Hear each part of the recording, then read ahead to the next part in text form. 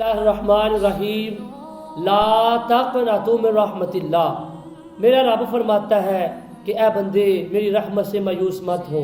میرا یاد کا وظیفہ ان لوگوں کے لیے جو بے اولاد ہیں.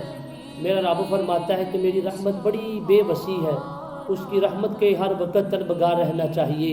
وہ رب جو اسماعیل علیہ السلام حضرت ابراہیم علیہ السلام کو تقریباً 92 یعنی کہ 92 سال کی عمر میں اسماعیل علیہ السلام حضرت ابراہیم علیہ السلام کو عطا کر سکتا ہے.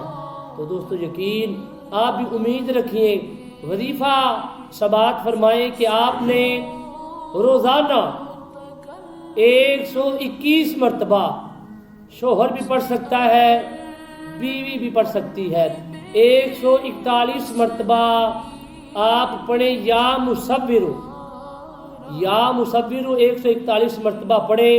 اس کے بعد خامد اگر گھر پر موجود ہے تو اپنی زوجہ کے، اپنی بیوی کی پیشانی پر ہاتھ رکھے اور پڑھے ربی حبلی من الصالحین، ربی حبلی من الصالحین. یہ ہر روزانہ 41 مرتبہ پڑھے.